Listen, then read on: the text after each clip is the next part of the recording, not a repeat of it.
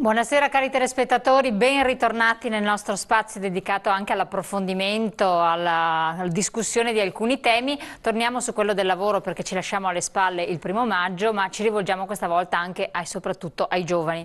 Questo perché siamo stati sollecitati a farlo in quanto molti giovani che poi tra l'altro ci seguono sul web, visto che le nostre puntate le potete trovare anche su YouTube, su Facebook e in streaming, usano questi strumenti molto mediatici, più immediati e a portata di mano, dicono che parliamo poco dei giovani e si sentono alquanto trascurati. In realtà anche l'attenzione del sindacato è stato riposto nella giornata del 1° maggio, almeno in Veneto, verso i giovani. Sembrano che ci siano dei dati che attestano una forma di ingessatura strutturale delle assunzioni. Sembrava che il Job Act, non per dare contro il governo, perché dopo vengo criticata che abbiamo sempre filmati che sono contro, ma sono filmati che vengono presi dalle TV nazionali e attestano dati di fatto. L'Istat dice, il sindacato riporta, avremo i dati anche di Unioncamere in certo qual modo di Veneto Lavoro, che non c'è stato questo slancio incredibile verso l'assunzione come ci si poteva immaginare con il Job Act.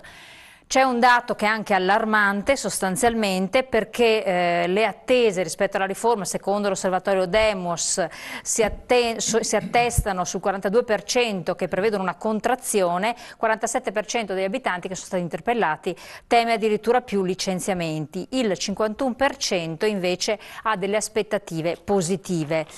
Però sono solo poco più di 100.000 i giovani che in 7 anni hanno trovato lavoro in tutto il Veneto. E poi ci sono altri dati inquietanti, allarmanti. Dove vanno questi giovani? Cosa fanno? Sostanzialmente le aziende, cosa rispondono? Qual è la situazione delle aziende e quali sono le nuove possibilità occupazionali? Molti dicono puntare sul turismo. E noi abbiamo chi potrà dirci a proposito se può essere un settore allettante e dove anche strategicamente, puntare sull'ambiente, sul recupero delle risorse che sono state trascurate, su varie situazioni anche di dissesto idrogeologico, quindi situazioni alternative. Avremo anche chi può dirci se è un settore su cui investire e se ci sono risorse, oppure sulle imprese che vanno rivisitate. Come, in che termini l'Europa ci può dare una mano? Vi presento subito i nostri ospiti. E allora stiamo attendendo che ci deve raggiungere Alessio Morosin di Indipendenza Veneta, ma arriverà. Intanto abbiamo Gianluca Panto, il progetto Veneto Autonomo, imprenditore, che fa parte dell'Istapi di Moretti sostanzialmente. Gianangelo Bellati, candidato sindaco di Venezia, con una lista autonoma sostenuta dalla Lega e viene da Unioncamere del Veneto, quindi questa è anche una formazione che devo ricordare perché sennò alcuni ci rimproverano che non spieghiamo bene chi appartiene a cosa. Paolo Righetti, segretario regionale della CGIL del Veneto, ben arrivato, domani avranno un incontro importante sul tema del lavoro con la Camusso proprio in Veneto. Silvana Belladelli, Movimento 5 Stelle, grazie di essere qui con noi. Roberto Marcato, Lega Nord, candidato. Quindi anche benissimo, ben arrivato, comunque Presidente Consiglio Comunale a Padova, ma qui è candidato. E ben arrivato Maurizio Conte, lista Tosi, grazie anche a lei, Assessore all'Ambiente della Regione Veneto, ma qui è candidato, quindi lista Tosi. E poi abbiamo il piacere di avere qui con noi in studio, che diciamo fa il suo esordio, Angela Stoppato, che è della lista Tosi, si candida come lista Tosi, ma è Presidente del Consorzio Terme Euganee, qui compare come candidata, quindi si butterà anche in altre tematiche, però ci interessa la sua competenza. Lei perché settore turismo e quindi capire se può dare margine, in che termini, come anche Bellati ci darà una mano con tutti i dati con l'Europa. E anche il candidato e comunque assessore all'ambiente perché quanto riguarda anche il dissesto idrogeologico, l'ambiente eccetera, se può essere una risorsa importante. Detto questo, partiamo subito con il nostro contributo. Come sempre abbiamo Luigi Sposato che ci supporterà, che anzi vi pungolerà, senza parteggiare né per l'uno né per l'altro, no, farà delle domande così un po' per aiutarci come terza in causa, come imprenditore. Allora, tra l'altro c'entra perché abbiamo anche i dati dell'interinale, quindi col lavoro c'entra sempre, anche con i giovani alla fin fine. Vediamo il contributo. A marzo la disoccupazione rialza la testa e cresce di 0,2 punti, toccando il 13%. Il livello più alto, fa sapere l'Istat, dal novembre scorso, dopo i cali di dicembre e gennaio. Gli occupati diminuiscono di 59.000 unità, 70.000 rispetto a marzo 2014. Oltre 3 milioni le persone in cerca di occupazione, l'1,6% in più da febbraio. Sempre più drammatica la disoccupazione giovanile, che risale al 43,1%, il livello più alto dall'agosto scorso. Sono dati che vanno letti in un quadro complessivo, ha commentato il ministro del lavoro Poletti, dove segnali positivi si incrociano con elementi di criticità tipici di una situazione economica ancora non stabilizzata. È indispensabile proseguire con decisione il percorso di riforme, conclude Poletti. Notizie più confortanti sul fronte dei consumi. I prezzi dei beni alimentari per la cura della casa e della persona restano fermi su base congiunturale ma crescono su base annua dello 0,8%. E ad aprile l'inflazione risale a zero, come a dicembre scorso, dopo 3 mesi di deflazione. Un dato confermato anche dal bollettino della Banca Centrale Europea. I tecnici della BCE, in controtendenza con l'Istat, parlano di un calo dei disoccupati in Italia e Spagna, secondo dati fino al 14 aprile, che spingerebbe la fiducia dei consumatori. Allora, ben arrivato anche Alessio Morosin, grazie a Indipendenza Veneta, che ci dà anche lo spunto per avere un po' un aggiornamento su quello che, sulla pronuncia della consulta, sul discorso del referendum. Vabbè, vediamo cosa è successo per aggiornarli. Allora, ma stavolta partiamo dal Movimento 5 Stelle. Allora, dati che raffreddano quelli dell'Istat, perché sostanzialmente c'è il calo della disoccupazione, non viene menzionato, poi ce lo dirà Righetti, che i dati invece del CGIL sono un po' più completi, che c'è anche il calo della occupazione, quindi se cala una cala l'altra, sostanzialmente c'è qualcosa che non torna. Il Job Act come lo vedete? È stato una spinta importante oppure, come dicono molti, e io ho tantissimi articoli di giornali del territorio, e qui stiamo parlando Veneto, qui non ha fatto molto? E siamo impiantati. Purtroppo ha fatto anche in negativo, perché sono già arrivate le prime lettere di licenziamento, ad esempio per i lavoratori a tempo indeterminato come Auchan, 1400 esuberi per questo, di cui a 65 solo nella sede di Mestre, quindi il primo effetto c'è. Chiaramente io sono anche imprenditore e non mi è difficile capire, quando un mio dipendente posso avere la possibilità di riassumere qualcun altro con, tra virgolette, le tutele crescenti, è chiaro che il costo che ho da addetto io come azienda è mio interesse licenziare 1400 persone e assumere quelle che mi interessano a un prezzo, tra virgolette, più basso. Il problema qua infatti è che dal punto di vista sociale non si sta guardando assolutamente già. Quello che sta facendo il governo è ammazzare completamente la parte sociale. A noi imprenditori che vogliamo rimanere a lavorare in Veneto non ci serve licenziare, ci serve l'opportunità di assumere. E quindi, non trovate quindi un aggancio? L'aggancio sarebbe di sicuro il credit crunch, tradotto la presa finanziaria che le banche praticamente non ci erogano credito. La tassazione per noi che è troppo alta, e noi che vogliamo essere piccole e medie imprese in Veneto, è impossibile rimanere qua. Dopo cosa fanno? Fanno gli sconti ai grandi gruppi, ma loro possono delocalizzare. E noi che rimaniamo qua in Veneto, rimaniamo in braghe di tela.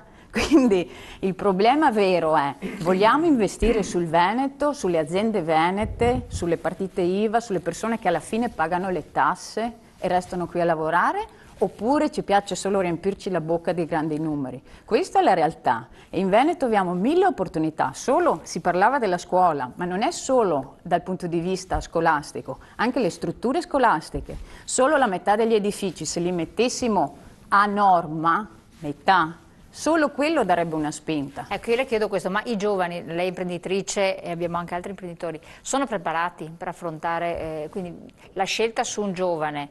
È ponderata anche dal punto di vista, esce dalla scuola ed è pronta ad entrare al mercato del lavoro? O tra l'altro oggi c'è stato lo sciopero generale, per cui tutti i sindacati unitari dopo 7 anni si sono uniti contro questo? Allora, la scuola purtroppo vive un momento bruttissimo, e piuttosto diciamo che c'è una miopia da parte della politica, pensando che togliendo continuamente risorse alla scuola riusciamo ad avere un futuro migliore. Noi come Italia investiamo nella scuola meno della media europea, un 3,7%. Questo anche meno della Spagna e del Portogallo, per darci un'idea di quanto ci crediamo noi nel futuro domani degli studenti. In generale la preparazione che abbiamo è molto buona, ma se la mettiamo vicino a come viene poco valorizzato la figura dell'insegnante, si capisce che scuola stiamo creando. Poi, quello che hanno fatto lo sciopero, e quindi io gli sono molto vicina, un conto è gestire un'azienda e un conto è pensare che i dirigenti scolastici sono dei dirigenti aziendali, perché io in azienda faccio delle scelte che non sono necessariamente portare avanti tutti, io faccio anche delle scelte poco economiche, li taglio. Se io questi tagli li considero come persone fisiche e quindi non mi conviene avere persone, diciamo, con qualche disagio e quindi io dirigente posso anche scegliere chi assumere. In un'Italia di clientelismo si capirà bene che se il dirigente può scegliere primo, secondo e terzo livello e anche un ricatto di 36 mesi sugli insegnanti, che scuola vogliamo programmare? Ma dopo vediamo di parlare insieme. Però il Job Act le ha portato dei benefici dal punto di vista di imprenditrice? Le ha portato qualche beneficio il taglio dell'IRAP? Sull'IRAP c'è da fare moltissimo, c'è veramente da fare moltissimo. Sull'IRAP è come si dice, un contentino, cioè iniziamo... Però è stato dato, insomma, allora, troppo poco, insomma.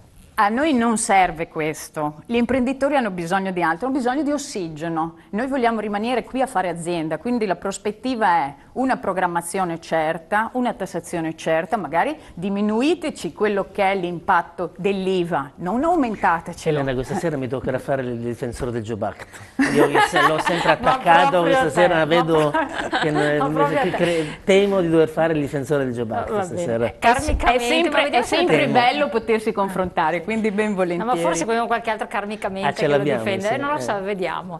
Marcato, cosa vede? Analizzando proprio il nord, perché, dico, con l'occhio non a livello nazionale, ma qui del nord-est, perché le riforme attuate, anche secondo, dopo sentiamo il sindacato se mi conferma, eccetera, guardano le grandi realtà aziendali. Qui invece abbiamo una connotazione particolarissima, sono proprio piccole, come dicevo, minime, per cui anche i giovani sono veramente a numeri minimali. Quindi che cosa è servito, che cosa può servire? Ma intanto sarebbe opportuno che iniziassimo tutti quanti a raccontarci la verità, perché c'è uno sfasamento enorme fra la comunicazione del governo sui dati macroeconomici e i dati reali che tutti quanti conosciamo. È questo che non capisce la gente, si sta creando, però io mi sono tenuto le confusione. rassegna stampa di 2, 3, 4, 5 anni fa dove mi ricordo i titoloni, siamo fuori dal tunnel, è iniziata la ripresa, la previsione è di una ripresa dello 0,2, 0,5 e sono 5 anni che ci raccontano questo. L'ultima grande balla colossale è stata quella del Job Act. Per cui ci hanno detto che grazie a quello, doveva ancora entrare in vigore, ma grazie a delle simulazioni ci avevano raccontato che quello aveva sprigionato migliaia e migliaia di posti di lavoro. Poi arriva, ironia della sorte, il giovedì prima del 1° maggio, arrivano i dati Istat e quelli ufficialmente ti danno la misura della febbre di un paese e ti dicono che in realtà la disoccupazione è aumentata, l'occupazione è diminuita e la disoccupazione giovanile vede dei picchi che non si erano mai visti nella storia della nostra Repubblica. Allora, evidentemente, io credo che intanto ci dovrebbe essere, per una questione di dignità, un punto di caduta delle menzogne. No? Dico, vabbè, capisco che la politica ha bisogno però, anche Roberto, di raccontare... sono stati anche stabilizzati dei contratti così fatiscenti, è aumentata l'occupazione a tempo indeterminato. Ma noi possiamo parlare di tutto, cioè, fare tutte le analisi del mondo, dopodiché il ragazzo di 18 anni ti dice benissimo, la mia prospettiva, la mia percentuale di capacità di trovare un lavoro è aumentata o diminuita? Diminuita, punto. Dopo che possiamo parlare di stabilizzazione, possiamo parlare di contratti atipici, possiamo parlare di filosofia, possiamo parlare di tutto, voglio dire che degli elementi vero è quello. Sì, voglio dire che degli elementi positivi, almeno nell'intento del legislatore, c'erano e ci sono. Ma non si vive di intenti, allora, io sto sempre sul fatto. L'Istat, che è quella che ti certifica lo stato di salute di un paese, ti dice che rispetto al mese prima noi siamo peggiorati, nonostante iniezioni di miliardi nel sistema da parte della banca centrale, nonostante il petrolio che sia ai minimi storici, nonostante che il rapporto euro-dollaro sia in un rapporto straordinariamente positivo per la nostra economia, nonostante questi 3 fattori straordinari, in più le riforme del governo, noi abbiamo una situazione che è peggiorata. Allora, domanda, che cosa dovremmo fare per rimettere in moto questo paese? Intanto dico non raccontare balle, sarebbe già una cosa interessante. Dopodiché guardi, io 4 anni fa sono andato a un convegno all'Università di Padova. In quel convegno grandi filosofi, studiosi di economia hanno spiegato a noi che piccolo non è più bello, no? Per cui la realtà microimprenditoriale del Veneto non funziona più, perché bisogna fare massa critica, perché la ricerca la si fa solo se hai un'azienda importante, perché serve la collegialità, e questo sistema è morto e defunto, e davano il de profundis del sistema nord-est. Dopo 5 anni tu vai a vedere dove si è creata occupazione. Wow! Dove? In quel tipo di azienda. Le aziende grosse licenziano, le aziende piccole assumono. E ora anche qua. Ma insomma, dico, ma sta gente che studia, ma qualche elemento in più rispetto a un ignorante come una capra, qual è il sottoscritto, no? Per definizione leghista, non sa che è sto mondo. Li avrà o no? E io mandai in scuola per farci delle analisi, ci inducono a pensare che bisogna fare le macro aggregazioni, il governo sposta la sua attenzione sulle aziende grosse e dopo così ci accorgiamo che in realtà il sistema nord-est, con tutti i suoi acciacchi, con tutte le sue, per carità, peculiarità migliorabili, è quello che continua a dare risposte in termini di lavoro. E ora, ripeto, il dramma vero è che noi siamo una repubblica fondata sulle balle. Questo è il tema grande. Dovremmo iniziare a raccontare qualche verità, perché non è che io l'ho detto, guarda, io l'ho detto sul palco il 1° maggio in una piazza gremita qui a Padova assieme ai sindacati. Il lavoro non lo crei mica con i tweet. Non è che facendo un tweet crei il lavoro. Con il tweet crei consenso, ma non il lavoro, è un'altra cosa. No, quindi allora il Job Act è bocciato del tutto, diciamo come... non dice lista, non serve, no, okay. Evidentemente serve un'iniezione da elefante in questo paese che è moribondo. Non è che, allora, se io ho come provvedimento a 37,8 prendo un'aspirina e la metto a posto, ma se sono un malato terminale non è che facendomi una carezza mi rimetti in moto, o fai una cura da elefante oppure il paese muore, è destinato a morire. Noi ma dopo vediamo anche sono tutti pannicelli caldi questi, ma un'economia come la nostra non servono. Quali cure anche sono proponibili? Conte, cosa... Il mercato ha fatto l'analisi critica, bisogna fare delle proposte, bisogna appunto dare Concorda nell'analisi critica? Un'analisi che è evidente di una situazione ormai che mette in forte difficoltà sia l'imprenditore sia chi cerca o ha un posto di lavoro che purtroppo non è più certo, perché questa è la situazione. Questo è l'altro aspetto importante. Lei non è più certo per nessuno, per ma neanche nessuno, per il tempo indeterminato. Appunto, quindi facciamo una differenza che ormai non ha più senso, perché il tempo determinato e indeterminato ormai se uno chiude sta a casa. Sì. Quindi è su questo che noi dobbiamo puntare. Innanzitutto non ci rendiamo conto che è in atto una forte emigrazione. Ma non è più in atto una immigrazione delle braccia, come purtroppo nel passato è successo. Stiamo perdendo le teste, quelle teste che dovrebbero essere il futuro per il rilancio della nostra economia. C'è qualche bel succato che va via, insomma, però il grosso è di ragazzi che qua non trovano prospettiva e che vanno in giro per il mondo per cercare appunto di avere una prospettiva legata alla loro professionalità e alla loro capacità. Lo vediamo cosa succede in America quando gli italiani, i veneti in particolare, vanno là. Hanno veramente fortuna. Vuol dire che forse è il sistema che non regge più.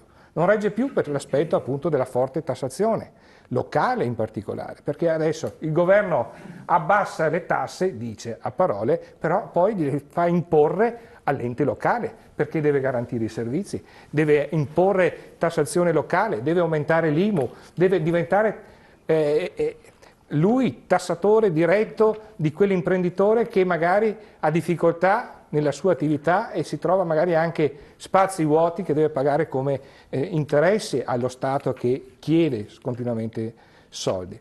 Dall'altra parte dobbiamo capire come investire nel futuro dei giovani e qua bisogna fare una riforma della scuola, soprattutto quella scuola professionale.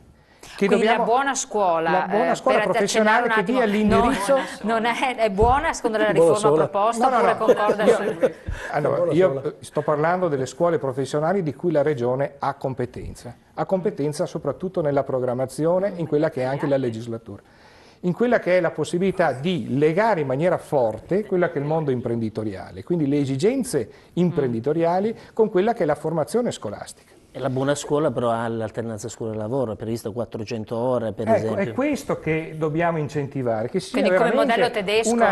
Una relazione tra il mondo imprenditoriale e il mondo della scuola che deve mettere in sinergia quelle che sono le risorse per il futuro. Dall'altra parte guardare con attenzione a quella che è un'opportunità di apertura all'esterno. Se il mercato è globale, noi non possiamo pensare che le nostre imprese escono, noi dobbiamo essere attrattivi di imprese che arrivano da fuori. La Slovenia cosa ha fatto? La Croazia cosa ha fatto? Hanno incentivato quello che è il trasferimento di imprese perché hanno abbassato la tassazione. Noi dovremmo creare, e quello sto nel programma anche di Flavio Tosi, delle aree franche che vi sia una bassa tassazione. Come ci sono già in altre come parti ci sono in altre parti d'Europa, che siano attrattive, che portino impresa, che portino posti di lavoro. Chiarissimo. Allora, adesso passo anche a voi, dopo la parola anche a Angela Toppato. Abbiamo la pubblicità, pochi secondi di intervallo pubblicitario e poi ritorniamo insieme tra poco.